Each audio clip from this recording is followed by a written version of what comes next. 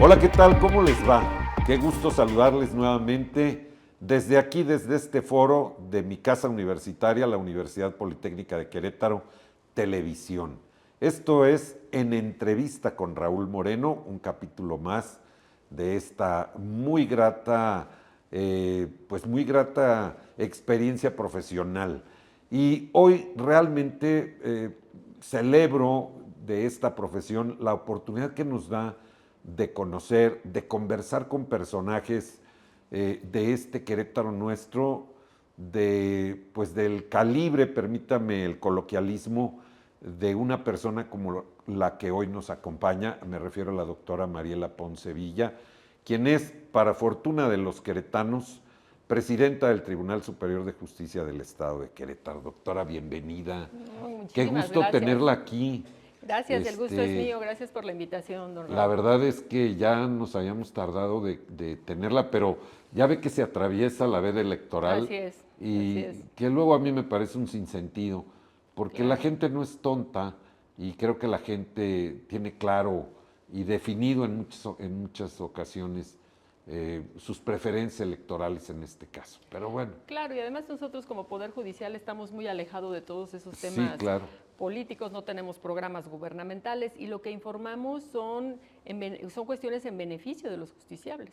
Pero bueno, respetamos la ley, eso sí. Oiga, a ver, déjeme empezar con lo más básico. Eh, ¿Qué es y qué hace el Tribunal Superior de Justicia en cada entidad? Bueno, hay dos sistemas de justicia, por decirlo, uno que es el sistema federal y otro el sistema local. Tiene que ver con leyes federales, con leyes locales.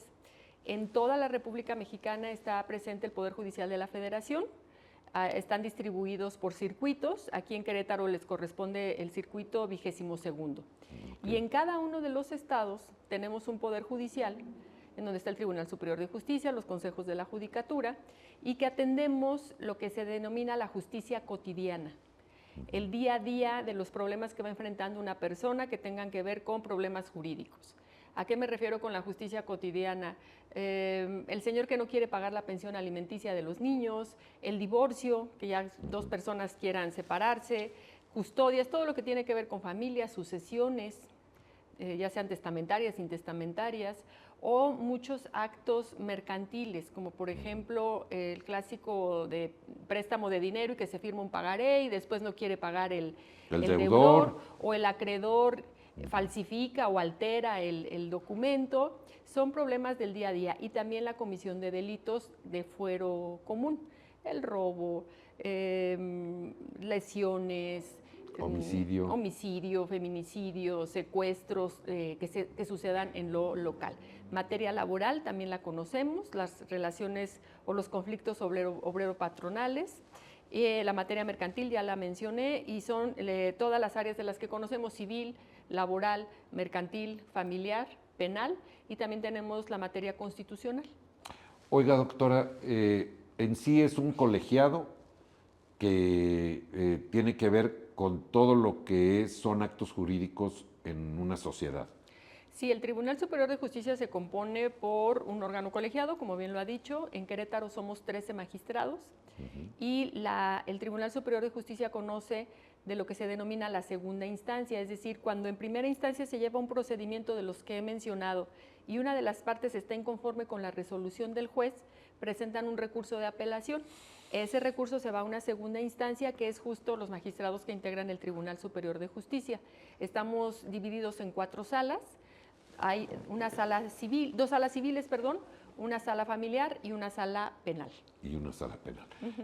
Dígame, porque ahorita vamos a ir a ese tema, que es uno de los motivos que la invité, que usted amablemente aceptar esta invitación. Los jueces, evidentemente, para quien no lo sabe, pertenecen a este poder, precisamente. Son los juzgadores. Y solo para que quede claro para mucha gente que confunde Procuración o Procuraduría de Justicia y Tribunal Superior y creen que es una misma cosa, no es así, hay una diferencia importante. ¿Nos quisiera abundar un poco en ello, doctora?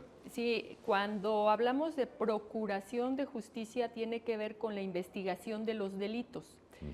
Cuando tenemos un conflicto familiar, mercantil, de incumplimiento de un contrato como los que he mencionado, la parte que se considera agraviada, que es la parte actora, va directamente, presenta una demanda y va directamente con un juez. En materia penal no se procede de esa manera, porque la materia penal está en lo que conocemos en el derecho dentro del orden público, es decir, la comisión de un delito nos impacta a todos, no nada más a una víctima. Por eso el Estado tiene que intervenir en protección de los derechos de una víctima. Y primero hay un órgano que tiene que investigar, recabar pruebas para después llevarlas con un juez. Esta primera etapa en un procedimiento penal es a lo que se refiere la procuración de justicia y que está a cargo de las fiscalías de los estados o Procuraduría General de Justicia, aquellos estados que aún no han transitado o como lo tuvimos hace algunos años nosotros como Procuraduría General de Justicia. Entonces las personas denuncian ante una fiscalía, ante una agencia del Ministerio Público, la comisión probable de un delito. La fiscalía está obligada a llevar a cabo una investigación, recabar declaraciones, ordenar dictámenes periciales y una vez que recaba las pruebas, entonces sí va al Poder Judicial, donde estamos nosotros, y va con un juez penal que por turno se le va a asignar un caso y ya continúa todo un procedimiento. Y en el terreno de nosotros está la impartición de justicia. Okay. Sí, en la Comisión de los Delitos sí intervenimos incluso otras instituciones, pero principalmente lo que es Fiscalía y después Poder Judicial. Doctora, ¿cuánto es el número del personal que tiene el Tribunal Superior de Justicia? Por supuesto, incluyendo todo el personal, jueces, etcétera, etcétera. Somos 1,400 personas. 1,400. Se ha incrementado ahora en mi gestión. En magistrados, ya lo había mencionado, somos 13, son 80 jueces en todo el estado que están distribuidos por lo que es primera instancia o juzgados uninstanciales. Los uninstanciales son aquellos que no tienen posibilidad de recurso de apelación y las personas se van directamente a un amparo, que son los juzgados menores o los de menor cuantía. Ellos están ubicados uno en cada municipio, excepto aquí en el municipio de Querétaro tenemos 3 juzgados menores. Uninstanciales también son los juzgados laborales, que tenemos 2 en Querétaro y 1 en San Juan del Río. Y ya los demás se distribuyen en materia civil, familiar, de oralidad mercantil y materia penal. Dígame una cosa, ¿son suficientes 80 jueces? No. ¿De cuánto es el déficit? ¿De cuántos jueces hablamos? Nosotros doctora? estamos por debajo de la media nacional. Bueno, en primer lugar, México como país, Ajá. estamos por debajo de la media latinoamericana. No, ya no nos comparamos con Europa. No, bueno. Pero tenemos otras realidades, porque ahí estamos, pues, la brecha es mucho más amplia. Pero por lo que respecta a Latinoamérica, estamos por debajo de la media. En México, nuestro Poder Judicial del Estado de Querétaro también está muy cercano de la media, pero por debajo. Todavía estamos por debajo. En uno de mis informes mostré cómo nos ha incrementado la carga de trabajo, que era un 27% aproximadamente, y el personal, en personal habíamos incrementado un 2%.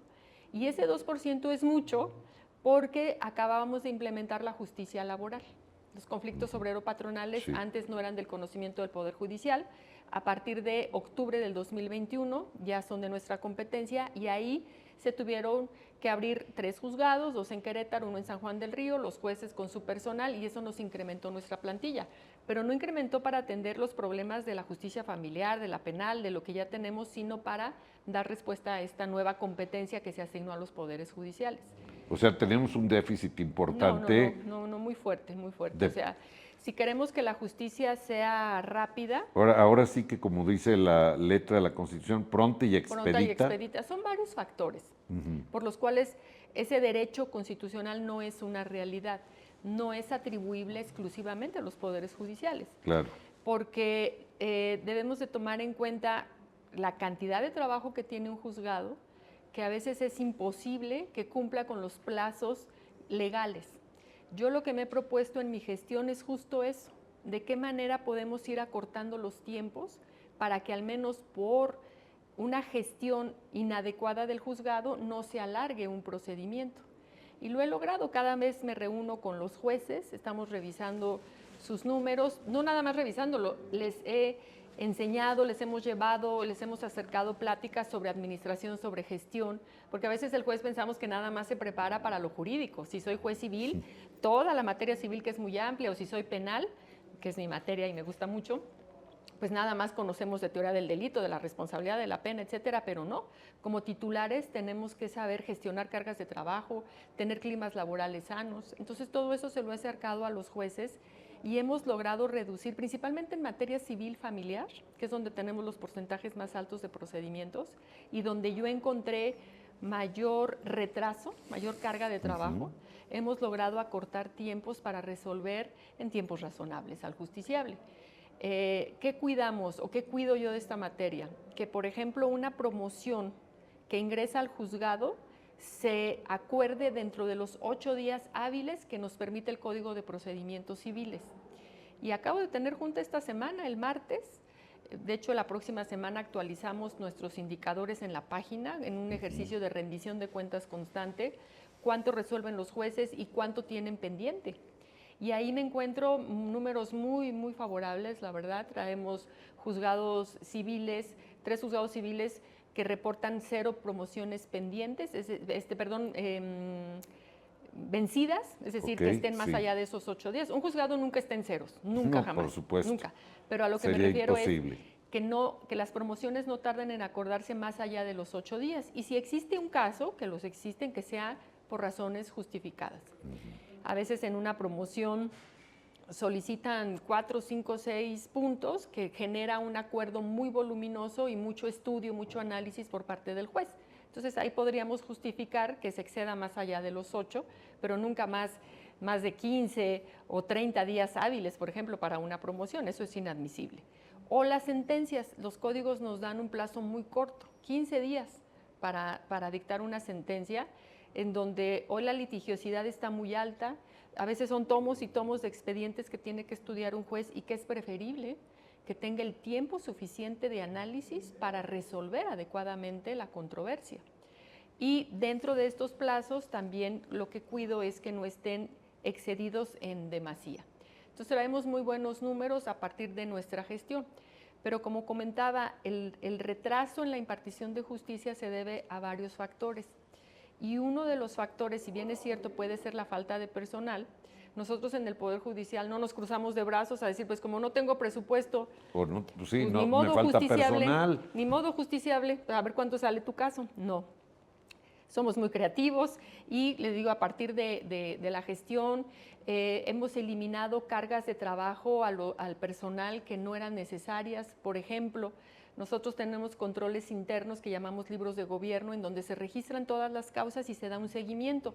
Eso ya lo tenemos electrónico, pero resulta que como nuestro reglamento era muy antiguo, decía que también tenían que ser en físico. Entonces el personal hacía doble trabajo.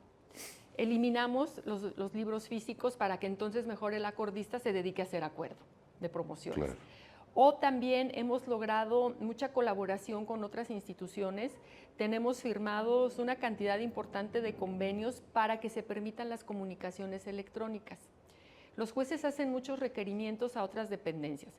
Algo muy básico y muy común es, por ejemplo, indagar el domicilio exacto de una persona.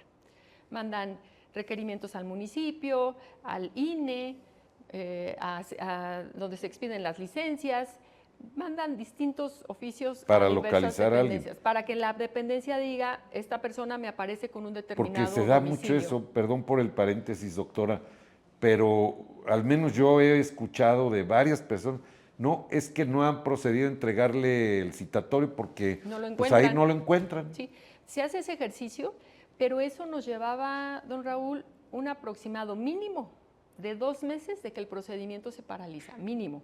Me encontré casos de hasta 5 meses. ¿Por qué? Porque se hace el oficio, se le entrega a la persona, lo tiene que llevar a todas las dependencias no tienen un plazo mínimo o máximo para informar, entonces en lo que también ellos buscaban la información, elaboraban sus oficios, mandaban a los mensajeros que tienen mucho trabajo, pues se nos alargaba demasiado el procedimiento. A partir de las comunicaciones electrónicas lo estamos acortando a 5 días, a una semana. 5 días hábiles, pero se nos traduce en una semana. Y a eso me refiero cuando digo que nosotros implementamos todo lo que sea necesario para que los procedimientos vayan rápido. Pero otro factor muy importante para que la justicia sea lenta son los códigos, las leyes procedimentales. Como nuestras leyes son muy antiguas, los procedimientos están diseñados de una forma tortuosa, burocrática, larga, muchas etapas, extensas, permiten demasiada apelación, incidentes, recursos, amparos, y las mismas partes son las que, haciendo uso de sus derechos, pueden recurrir, pueden ir a un amparo, y ahí es donde se nos alargan mucho los procedimientos, sobre todo en la interposición de amparos, que tardan muchos meses en resolverse. Oiga, y esto, pues la lógica me dice que recaería en el legislativo de agilizar estos procedimientos, pero ¿sería el legislativo local o tendría que venir desde el federal? Porque hay muchos asuntos que tienen que ver con leyes federales. Entonces no sé, ahí, digo, me parece que es el legislativo el que tendría que dar el marco jurídico para Claro. agilizar todo esto, doctora. Sí, nada más que tenemos un problema que estamos viviendo todos los estados, no solamente Querétaro. Yo soy federalista y defiendo siempre el federalismo, pero hoy tenemos, sé que lo que voy a decir es una aberración, pero es lo que estamos viviendo, tenemos un federalismo muy centralista, porque en el artículo 73 de la Constitución General, que es el artículo que más se ha reformado, cada vez se dan más facultades al Congreso de la Unión para crear o expedir leyes únicas, leyes generales, códigos únicos, como por ejemplo el Código Nacional de Procedimientos Penales. Ya los estados perdieron esa facultad de legislar en su propio estado las normas que tengan que ver con un procedimiento penal a partir del Código Nacional. Y en toda la República, Querétaro, Estado de México, Baja California, Yucatán, En 32 entidades. utilizamos el mismo Código Procesal. En materia penal se agilizaron mucho los tiempos a partir del sistema acusatorio y oral, con el sistema de audiencias, el sistema de la oralidad y la implementación que fue muy sana en Querétaro. El sistema de gestión que tenemos nos permite ir en los tiempos procesales que nos marca tanto la Constitución como el Código. Ahí no tenemos ningún problema. El problema es en los casos civiles o familiares, que es el mayor porcentaje de asuntos, donde todavía seguimos teniendo un procedimiento escrito, expediente y todos estos procedimientos tortuosos que le platico, pero el gran problema es que nuestros legisladores locales ya no tienen esa facultad de reformarnos un código procesal, porque también ya es facultad del Congreso de la Unión crear un código único en materia procesal civil y familiar. De hecho, ya lo tenemos. Es el Código Nacional de Procedimientos Civiles y Familiares. Se publicó el 7 de junio del año pasado y a partir de ahí nos dio un plazo que no son 4 años, es menos, pero para que entre en vigor el 1 de abril del 2027. Entonces estamos trabajando ahora en la implementación, pero fíjese, todavía no se implementa ese código, todavía no lo aplicamos porque todavía no es vigente, pero tampoco podemos hacer una reforma a nuestro Código de Procedimientos Civiles de Querétaro. Hasta que no esté en vigor el otro Hasta que ya código. no se aplique. ¿Por qué? Porque ya es facultad del Congreso de la Unión legislar en materia procesal, civil y familiar, lo cual es muy perjudicial porque yo la verdad hay muchas áreas de oportunidad en nuestro Código de Procedimientos Civiles local que podíamos hacer esa propuesta ante el Congreso local para que nos ayudaran a agilizar los procedimientos, a no hacerlos tan cansados, pero pues todo quedó en intención, porque ya es facultad, reitero, del Congreso de la Unión. Y de buenas intenciones está empedrado el camino Pues del sí. infierno, Mire. dice el adagio. Doctora, déjeme ir aterrizando a este tema que para mí era tan importante, y yo que para muchos mexicanos, este tema de la posible reforma judicial o reforma al Poder Judicial.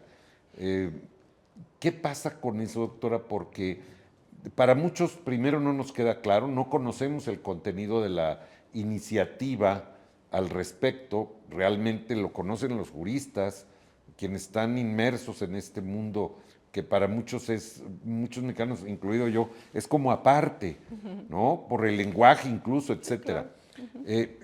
¿Qué pasa con eso? ¿Qué es lo que realmente está causando tanta polémica de que deben de ser electos, no deben ser electos? ¿Qué es lo que pasa desde su punto de vista? Usted preside un poder de los 3 poderes, en este caso del Estado. ¿Qué debemos esperar? ¿Qué sí, qué no debe ser, doctora? Claro. Pues sí, además de que presido uno de los poderes judiciales de uno de los estados de la República Mexicana, soy juez y soy juez de carrera.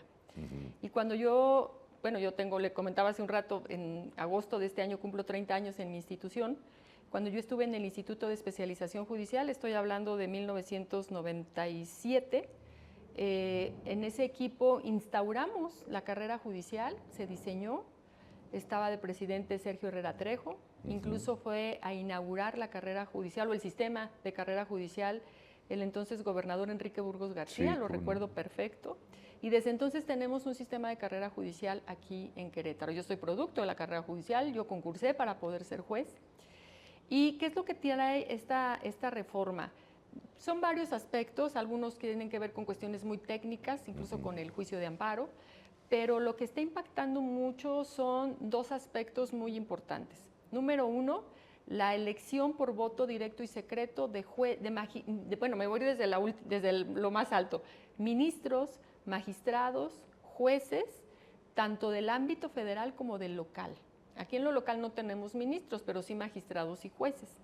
En un primer momento se habló siempre que la reforma iba hacia el Poder Judicial de la Federación.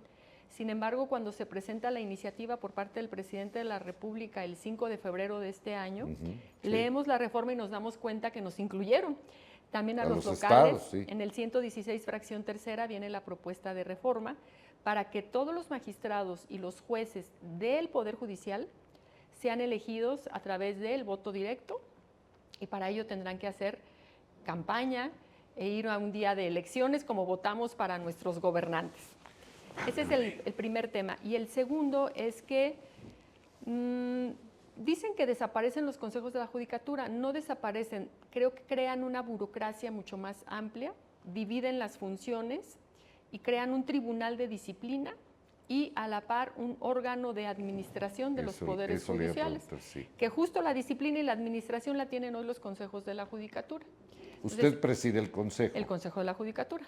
Y eso viene tanto para lo federal como para lo local. Me refiero al primer punto, que es el voto directo para los jueces. Bueno, antes de referirme al primer punto, creo que sí es muy importante decir que la gente, como usted me lo menciona en este momento, la gente a veces no conoce a los poderes judiciales, Pues no. Nos percibe como algo muy lejano o como que los jueces no están comprometidos con su grupo social. Y esto no es así. En parte sí, porque creo yo que los mismos poderes judiciales hemos tenido mucha culpa en que la gente nos perciba alejados, porque ayer lo decía el ministro Lainez en el inicio de los foros, sí. Siempre hemos dicho, el juez habla por sus sentencias. Nosotros no somos políticos, no emitimos nuestras resoluciones para quedar bien con alguien, con un electorado, con un grupo. Los jueces resuelven con base en las pruebas, el derecho, los argumentos, lo que las partes llevan a un caso, a un expediente, independientemente de quiénes sean esas personas o a qué grupos pertenezcan. Entonces los jueces no salen y explican las razones de sus decisiones porque están plasmadas en una sentencia. Sin embargo, eso que es sano, yo desde que inicié mi gestión, decía yo, y lo he dicho en varias ocasiones, estamos en tiempos distintos, donde la sociedad es muy exigente de sus autoridades y que bueno, así es en una democracia constitucional, y nosotros como poderes judiciales tenemos que cambiar, tenemos que abrirnos a la sociedad. Tenemos que decirle al Poder Judicial quiénes somos, qué hacemos, cuál es nuestra composición, qué conocemos, cómo está nuestra carga de trabajo, cuántos asuntos egresamos por año. El presupuesto que ejercen. Nuestro presupuesto, las carencias que tenemos, también los reconocimientos que tenemos, porque el Poder Judicial del Estado de Querétaro es uno de los poderes judiciales que se distingue a nivel nacional. Bueno, pero que acaban de entregarles el reconocimiento de World Justice. De primer lugar en Querétaro en Estado de Derecho. Estado de Derecho, que es muy no importante. Es poca cosa. A ver si ahorita me da oportunidad de sí, cómo explicar no, claro esa parte. Que sí, doctora. Entonces, a partir de ahí yo tengo una política de justicia abierta o como le denominé, poder judicial abierto. Y ningún estado lo tiene en ley como lo tiene Querétaro. Nosotros propusimos, como pleno tenemos facultad de iniciativa, de manera muy respetuosa propusimos a la legislatura del estado una nueva ley orgánica que ha traído muchos beneficios institucionales y también hacia el exterior. Y uno de los puntos que tiene esta ley orgánica es el Poder Judicial abierto, en donde creamos un observatorio ciudadano compuesto por un representante de la academia, un representante de las organizaciones de profesionistas y 2 personas de la sociedad civil. Hicimos un proceso muy interesante, lanzamos convocatorias, invitamos a cámaras, a empresarios, nos acercamos a ellos para explicarles de qué se trataba y a partir de ahí conformamos nuestro Observatorio Ciudadano. Este Observatorio Ciudadano tiene dos funciones muy importantes. Bueno, además de informar, etcétera, de dar opiniones, tiene dos funciones muy importantes, que es revisar nuestros procesos de ejecución de gasto público, cuánto nos dan de presupuesto y en qué nos lo gastamos. ¿Por qué este punto?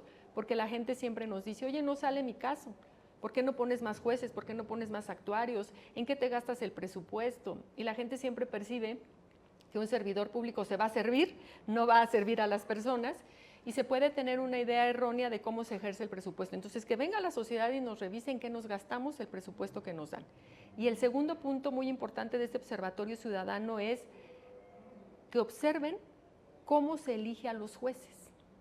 Porque igual, si usted tiene un caso civil, va a ingresar una demanda, no elige al juez, sino que por un sistema aleatorio electrónico que tenemos le va a decir, le corresponde el juez octavo de lo civil, por ejemplo. Entonces, en primer lugar, la gente no elige a los jueces. No dice, yo quiero que sea X, Y o Z por determinadas razones. 2, si enfrentamos un procedimiento, no escojo a mi juez. ¿Y saben por qué? Para evitar la corrupción. Que además ese es el argumento principal pero están muy mal. del presidente de la República. Él presume una corrupción generalizada en el Poder Judicial y de ahí parte, ergo, todos son corruptos, entonces necesitamos hacer una reforma para tal. Ahorita le digo cómo fortalecimos también nosotros todo este tiempo en mi gestión. Y entonces no elijo a mi juez. ¿Por qué? Porque se puede prestar a malinterpretaciones. ¿Por qué quiero que vaya mi caso con el juez segundo? Sí. Porque lo conozco, porque es mi amigo, porque porque mi abogado es su cuate. Exactamente. Entonces, no, es un sistema aleatorio que tenemos desde hace muchos años. Lo implementó Sonia Alcántara Majos, justo. Mire. Fíjese de qué año les estoy hablando. Sí, y así estamos todos los poderes judiciales. Entonces, no elijo a los jueces en general. Número 2, no elijo a mi juez cuando tengo un determinado caso. Y cuando estoy en manos de un juez, digo, ¿y quién es el juez octavo de lo civil? Para eso también, en un tema de transparencia, porque el Poder Judicial abierto, que retomamos todos los principios del gobierno abierto, tiene que ver con la transparencia, con la rendición de cuentas, con la colaboración entre instituciones y con la apertura hacia la sociedad civil, que es este Observatorio Ciudadano que cumple esa función. En el tema de la transparencia hemos hecho mucho trabajo. Diseñamos una nueva página, un nuevo sitio web mucho más accesible, en donde usted entra a nuestra página y conoce nuestra estructura. Antes no la conocía.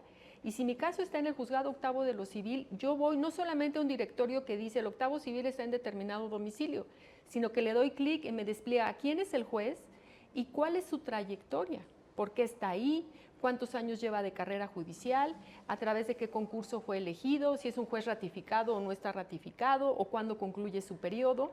Y eso me parece que da elementos al ciudadano para confiar en que su caso no está en manos de un improvisado, de una persona que desconozca la materia a la que haya llevado su caso. Si es una materia civil, pues va con un juez civil. Si mi problema es penal, pues voy con un juez de lo penal. Entonces, esa parte la tenemos muy fortalecida, y este tema es que los jueces no rinden cuentas. Nadie los puede quitar. Tienen periodos muy largos de permanencia función, en el cargo. Y nadie les dice nada, no rinden cuentas, ¿no? O no Sí tienen un rinden régimen cuentas, disciplinario. Yo les puedo decir que desde que llegué,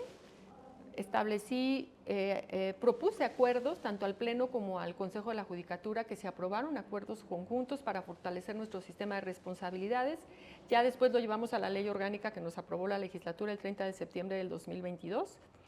Y también fortalecimos todo nuestro sistema interno con autoridad investigadora, autoridad substanciadora, autoridad resolutora, y hemos llevado y tenemos vigentes procedimientos en contra de algunos compañeros, y muchos de ellos o algunos de ellos son jueces. En 2 ocasiones ya hemos procedido a sancionarlos. Es lamentable y no quisiéramos, claro, pero así como apoyamos, ayudamos a los jueces en su fortalecimiento, también no vamos a fomentar, a tapar ninguna conducta que manche lo de uno, que manche lo de todos. Los 79 jueces. Entonces, ¿no? doctora, porque el tiempo me está comiendo. Perdón, sí, no, discúlpeme, por favor. termino la idea. Entonces, ese es el sistema que hoy tenemos en la actualidad. Esto que tenemos lo quieren cambiar para evitar la corrupción y todo eso, entonces ahora los jueces sean elegidos por voto directo. No hay correspondencia en una cosa con otra. Y, don Raúl, lo que yo le digo a usted, a sus televidentes, es que va a ser un fracaso esa reforma. Primero, no están viendo por los justiciables, están queriendo destruir lo que ellos llaman una élite. Y como los ministros tienen un sueldo alto y muchas prestaciones o muchos privilegios, piensan que todos los magistrados y jueces los tenemos Están en el igual, ámbito local. No, nosotros no tenemos, como magistrados no tenemos vehículos, no tenemos choferes, no tenemos teléfonos celulares y ni los queremos ni los pedimos, ¿eh? No, pero nos califican o nos meten en la misma ¿Cuánto bolsa. gana hoy un magistrado, doctora? ¿Aquí en Querétaro? Sí. En cada poder judicial tienen usted sueldos y sus pares, diferentes. Usted y sus pares, Nosotros ¿cuánto ganan? Tenemos un sueldo ya neto, porque una cosa es el nominal, Claro, los y impuestos. otra, sí, neto. Vamos a cerrarlo en 140,000 pesos, sin ninguna otra prestación. Eso es lo que ustedes ganan. Nuestras vacaciones, nuestro aguinaldo. Sí, claro, lo que es de lo que está en la ley. Pero le digo, los magistrados no tienen vehículos, no tienen celulares, no tienen nada, y esta percepción que se maneja a nivel nacional piensan que es de todos los jueces y no lo tenemos. Y ni lo reclamamos ni lo pedimos, así estamos muy bien. Entonces, número uno, dicen que porque ganaron en las urnas con un margen muy amplio, que eso les está dando el poder o que tienen que escuchar al pueblo para que entonces los jueces se elijan por voto popular. No hay relación en una cosa con otra. No, claro. A ver, no hay.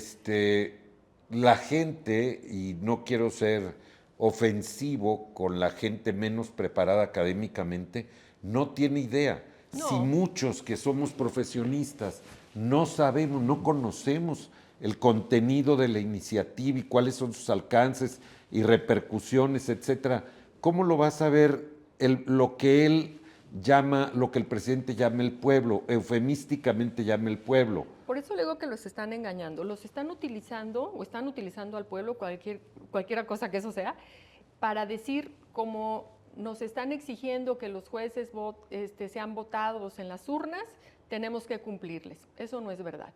Dos, no están pensando en el justiciable. Sí necesitamos fortalecimiento a los poderes judiciales, sí necesitamos un cambio en la impartición de justicia. Sí es cierto que los mecanismos de acceso no son igual para todas las personas.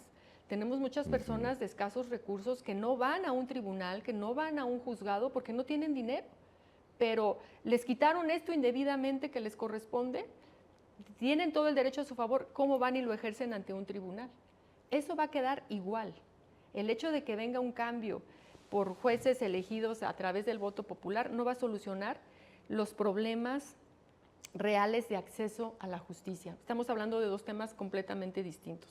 A esto me refiero cuando digo que se les está utilizando para decir, tú quieres que sean elegidos por voto directo, va a ser de esa manera, con eso se van a solucionar todos los problemas en la impartición de justicia. Y no es verdad, está muy lejos, ¿no? Están teniendo ahí dos menciones en la Constitución de que si no se resuelve un caso penal dentro de un año, el mismo juez lo tiene que reportar al Tribunal de Disciplina como para que lo sancionen.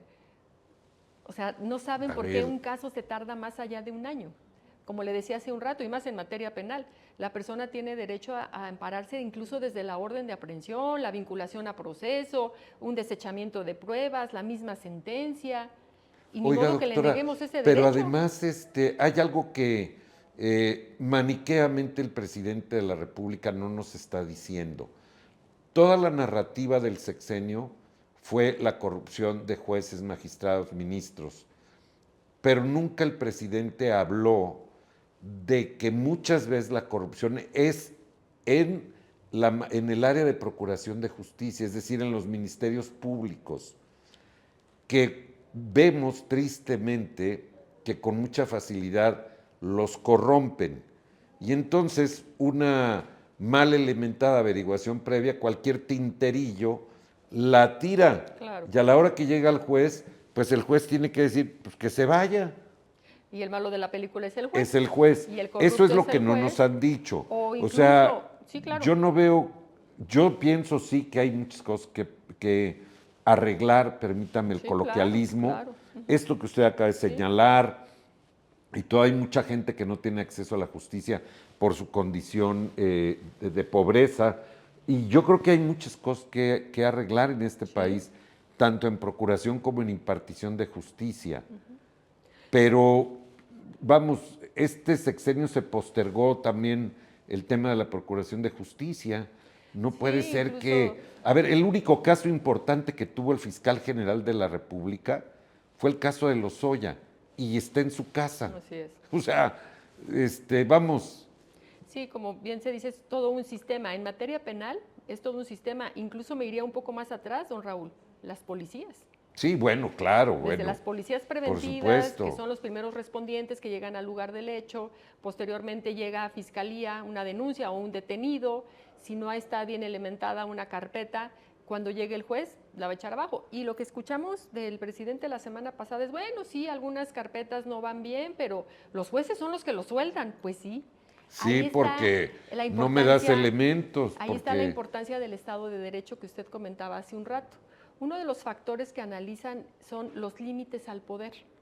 Y ahí el Poder Judicial, el índice de Estado de Derecho lo compartimos entre el gobierno del Estado, Poder Judicial, algunas otras áreas. Lo que nos corresponde a nosotros son 4 factores. Uno de ellos es límites al poder y dentro de ese hay varios subfactores que uno es del Poder Judicial. Y ahí tenemos la calificación más alta en comparación con, por ejemplo, el Poder Legislativo. ¿Esto qué significa? Y esto es bien importante que lo sepa la ciudadanía, justo lo que estamos comentando.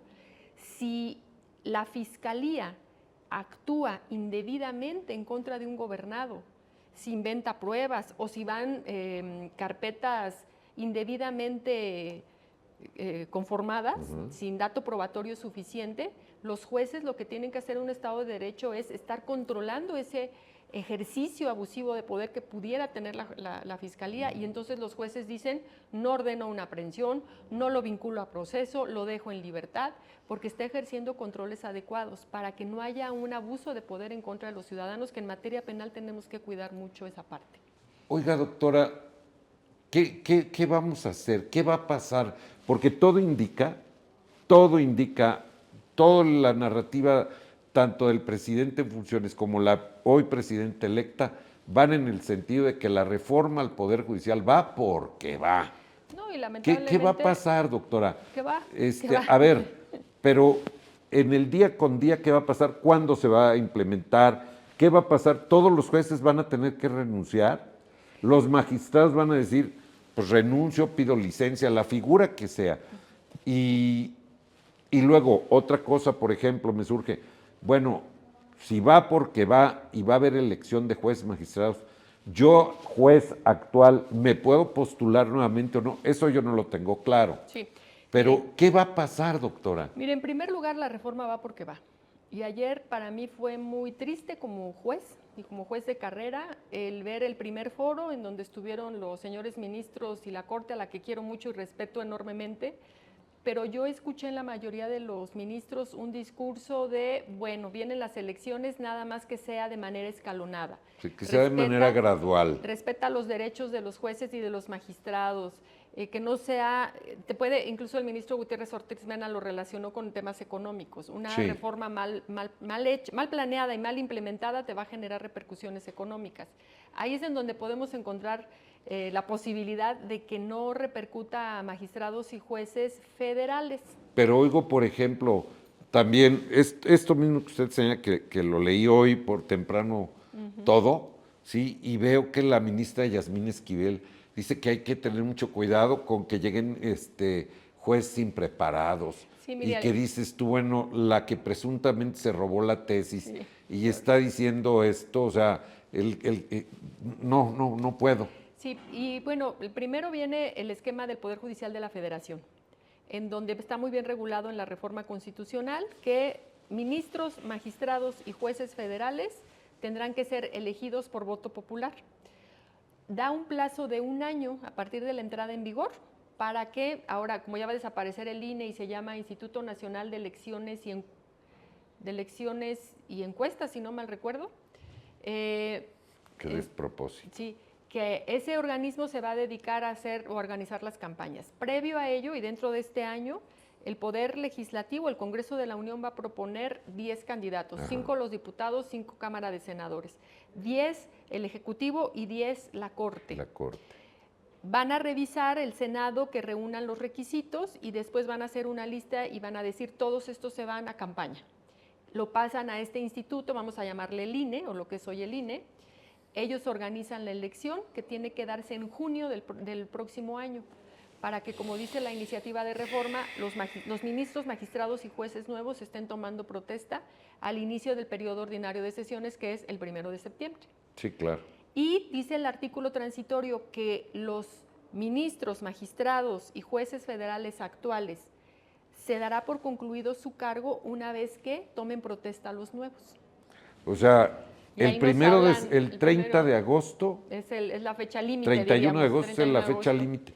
Y entonces, ¿qué Y van a hacer? ¿Los van a liquidar? Y nos hablan de 1.600 juzgadores en el ámbito federal. Pues primero, uno como juez tiene, en beneficio de los justiciables, tienes garantías en temas de la inamovilidad en el tiempo que te corresponde.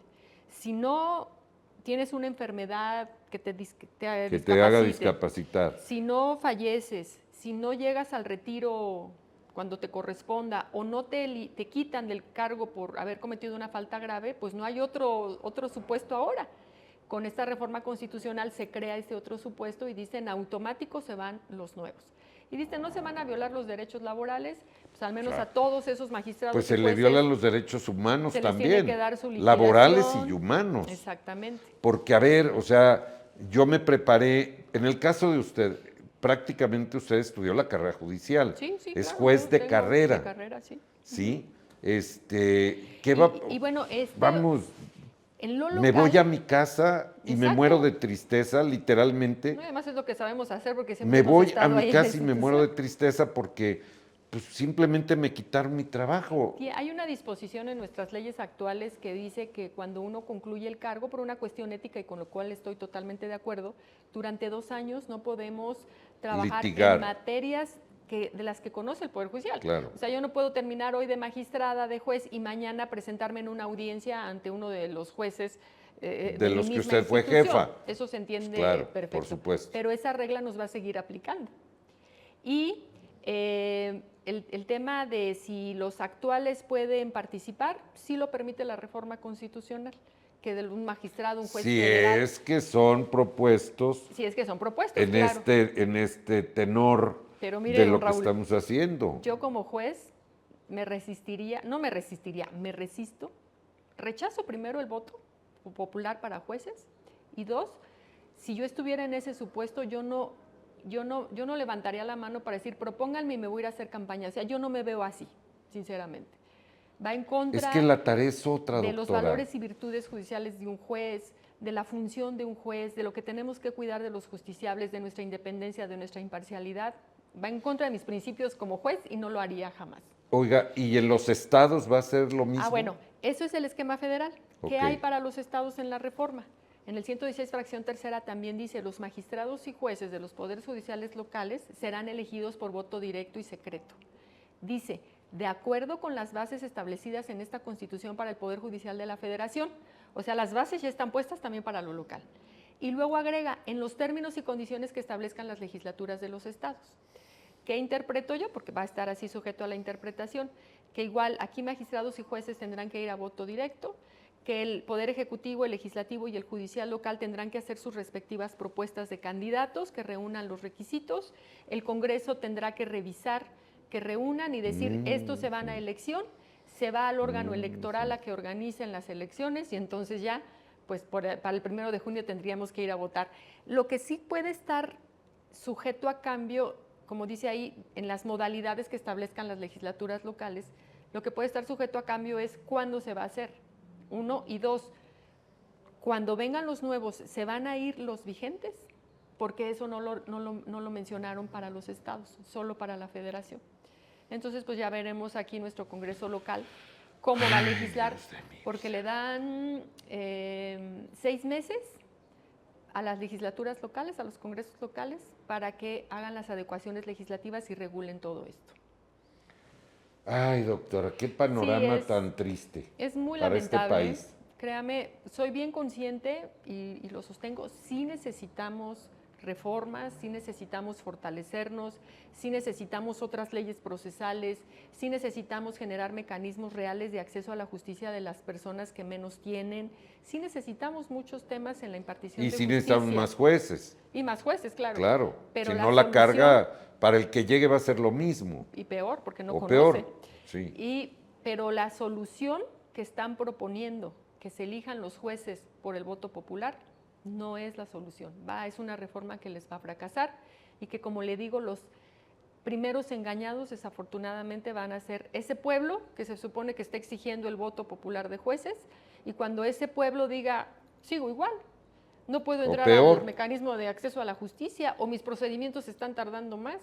Mire, tenemos una regla procesal muy importante.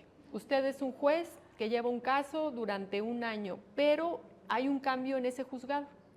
Se cambió el juez porque vamos a pensar que el juez se jubiló. Se va el juez o se incapacita por un tema de enfermedad. Llega un nuevo juez suplente o nuevo titular. Se tiene que hacer una notificación en todos los expedientes vigentes para decirle a las partes, hay un nuevo titular. Te doy 3 días o 5 días, dependiendo las leyes que apliquen, para que hagas manifestaciones, porque una de las partes puede decir, no quiero que él conozca mi caso, tiene un impedimento, es mi familiar, es mi conocido, es mi enemigo. Cualquier causa que genere una percepción de que el juez pierde su imparcialidad, el juez se tiene que evitar conocer ese caso. Entonces se le da el derecho a las partes de que digan, ¿quieres a ese juez o hay algún impedimento legal? Claro, no lo quiero porque no lo quiero, no. Y pues imagínese todo lo que va a generar hacer las notificaciones de todos los juzgados, y durante ese tiempo pues no hay nada hasta que no se conteste por las partes si tienen alguna causal de impedimento en contra de ese nuevo titular. Tan solo ahí, todo lo que nos va a generar de paralizar procedimientos, todo lo que nos va a generar las notificaciones con nuestros actuarios, cuánto tiempo se va a llevar. No, esto se ve verdaderamente desastroso. Como un caos. Y créame que no lo digo en un sentido de yo querer conservar mi cargo o mi trabajo. Yo estoy más allá de eso. Yo me puedo retirar hoy mismo si yo quisiera, porque tengo mis derechos, mi antigüedad acumulada. No ese es el tema. El tema es que soy juez de carrera, que he estado en esta institución 30 años, bueno, un poco más, pero no se reconoce el de meritorio, y que hemos hecho mucho, distintas administraciones, para ir fortaleciendo nuestro poder judicial, y que este nuevo esquema que se ofrece como la panacea, pues que en realidad no lo va a hacer y va a destruir una institución tan importante para las personas como es el Poder Judicial. Y como usted decía hace un rato, bueno, es que yo no estoy muy familiarizado, no estamos muy cercanos, quizá nada más le interesa a los abogados, a quienes litigan. Es un tema que nos debe de interesar a todos. Sí, en realidad nos debe interesar a todos y a muchos nos interesa. El tema es que no conocemos, claro. No lo conocemos. ¿Por qué? Porque al rato, pues, ojalá que nunca, pero si al rato tengo necesidad de que mi caso llegue con un juez, pues ¿en manos de quién? ¿De qué tipo de juez va a estar mi caso? ¿No? Doctora, este tema nos va a dar mucho de qué hablar todavía. Sí. Se supone que acaban de iniciar los foros, que en realidad es una burla, permítame que yo lo diga así, es una burla para todo mundo que está inmerso o cercano a este tema. ¿Me permite que la vuelva a invitar una vez que hayan realizado los foros y que digan, pues tal fecha se va a votar esto y y la ley va porque va? Claro. ¿Me permite que la vuelva a invitar para conocer en qué términos, usted sí le va a entender muy bien en qué términos quedó y qué es lo que va a pasar? Sí, creo ¿Nos acompaña nuevamente? Con muchísimo gusto. Creo que terminando los foros sí es un muy buen momento, porque vamos a ver si modifican el dictamen o qué van a dictaminar. Ahorita está en la Comisión de Puntos Constitucionales. Y ver qué va a pasar con magistrados y jueces, tanto federales como locales. Creo que lo que hagan en la federación va a repercutir en los lo estados, local, y ya vemos qué escenarios tiene. Lo que sí es irreductible, como ya lo dijeron, es que los jueces sí se eligen por voto directo y secreto. Vamos a ver si solo lo dejan con ministros y magistrados del Tribunal Electoral o si va a permear a todos los magistrados y jueces federales. Eso es No hay marcha atrás, tampoco lamentable. el tribunal de Disciplina y el órgano de administración que comentaba yo hace un rato. Sí, lo que actualmente conocemos como el Consejo de la Judicatura. Sí. ¿Le parece que nos veamos entonces muy pronto? Porque esto ya está a la vuelta de la esquina, Sí, doctora. el último foro está programado para la última semana de julio, 20 y tantos, se me escapó ahorita la fecha, perdón, y creo que a mediados de agosto ya podemos tener o conocer O más qué o se va a menos tener dictaminar, claro. más o menos. Nos vemos entonces en Con agosto, mucho ¿le gusto, parece? Con mucho gusto. Claro. Con ustedes la doctora Mariela Poncevilla. Ella es la presidente del Tribunal Superior de Justicia del Estado de Querétaro. Y bueno, pues así están las cosas. Yo qué más quisiera decirle a usted, pero así están las cosas. Esto es En Entrevista con Raúl Moreno. Hasta la próxima.